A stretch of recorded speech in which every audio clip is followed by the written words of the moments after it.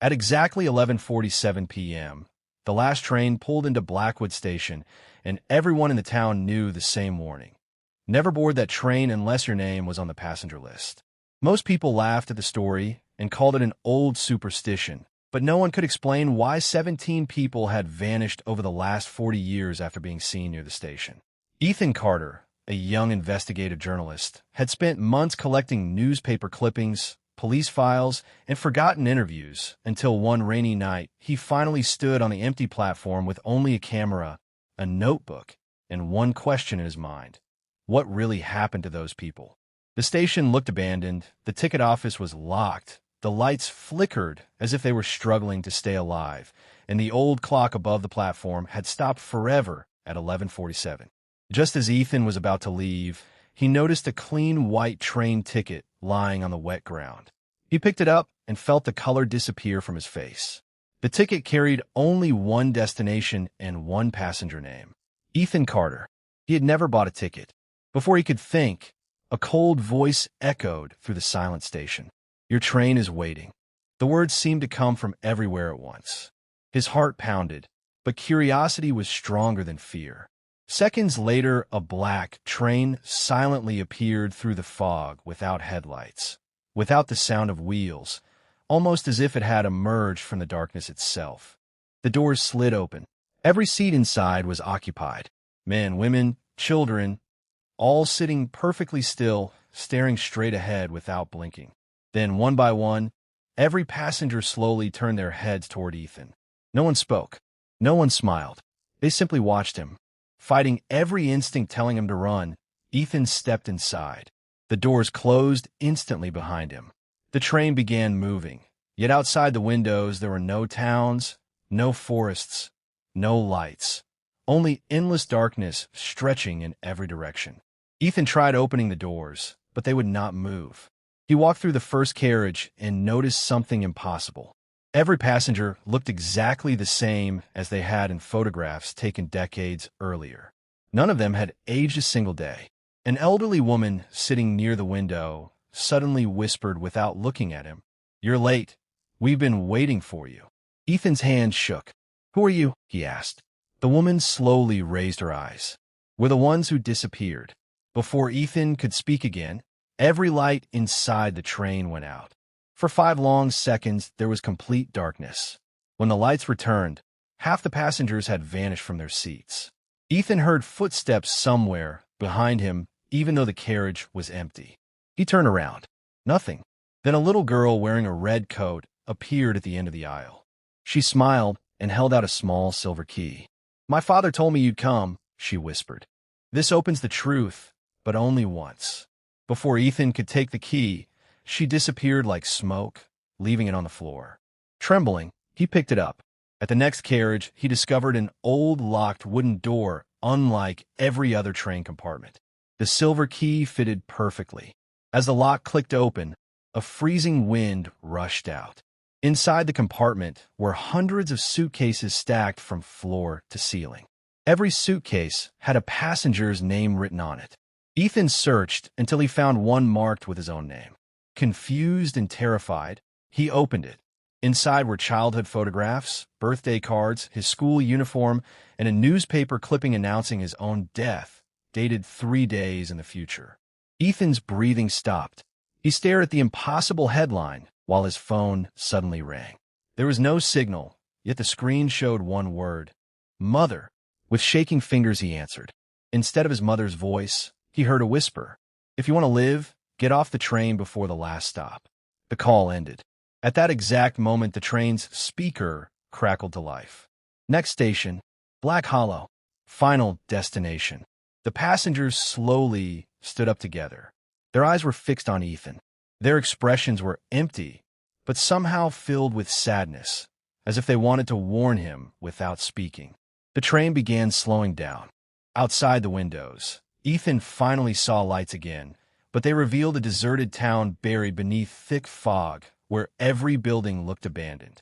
On the platform stood dozens of shadowy figures waiting silently for the train to arrive. As the doors opened, one passenger finally spoke. It was the elderly woman. "You still have a choice." "We didn't." Ethan stepped onto the platform, unaware that the real nightmare had only just begun. The platform was silent. Not a single bird, not a single breeze, only the sound of Ethan's footsteps echoing through the empty streets of Black Hollow. Every building looked frozen in time, with broken windows, rusted cars, and shop signs that had not moved for decades. Yet the streetlights were glowing as if someone still lived there. The shadowy figures who had been standing on the platform were gone. Ethan looked down and realized the train had disappeared as well. It had vanished without making a sound. His phone showed no signal, no GPS, only the time, 11:47 p.m. He walked deeper into the town until he found a small hotel with a wooden sign that read, "Welcome back." The words sent a chill through his body because he had never been there before. The front door slowly opened by itself. Inside sat an old receptionist reading a newspaper dated 40 years earlier. Without looking up, the old man calmly said, "Room 17 has been waiting for you." Ethan tried asking where he was and how to leave the town, but the receptionist simply pointed toward the staircase. As Ethan climbed to the second floor, every door was slightly open except room 17. The silver key from the train fitted perfectly into the lock. Inside the room stood an old projector. It suddenly switched on by itself, the wall filled with moving images. Ethan watched in horror as he saw himself walking into Blackwood Station earlier that same night. Then the scene changed. He saw himself boarding the train. Then another scene appeared, Ethan running through the streets of Black Hollow tomorrow morning, followed by another scene showing him lying unconscious beside the railway tracks. They were not memories. They were events that had not happened yet. A whisper came from behind him. This town doesn't remember the past. It remembers the future. Ethan turned around and saw the little girl in the red coat again. She looked frightened this time. "You only have until midnight," she whispered. "After that, you'll belong here forever." Before Ethan could ask another question, loud knocking echoed through the hotel. Boom! Boom! Boom! Someone was walking down the hallway, stopping outside every room before moving closer. The footsteps grew louder, slower, heavier. The little girl disappeared again. The knocking stopped outside room 17. Silence filled the air. Then the door handle slowly began to turn. The door opened only a few centimeters before suddenly slamming shut again, as if an invisible force had pushed it back. Ethan rushed toward the window and saw dozens of people gathering outside the hotel. Every one of them was staring directly at his room. None of them moved. None of them blinked. Then, together, they raised one hand and pointed toward the old railway station at the edge of town. Ethan realized they wanted him to go there. The moment he stepped outside, the crowd silently split into two lines, creating a path. As he walked through them, he noticed something terrifying. Every face belonged to one of the 17 missing passengers from the newspaper files. But now he also recognized new faces. Faces from recent missing person reports he had researched only weeks earlier. At the station, the old clock suddenly began ticking again for the first time in decades.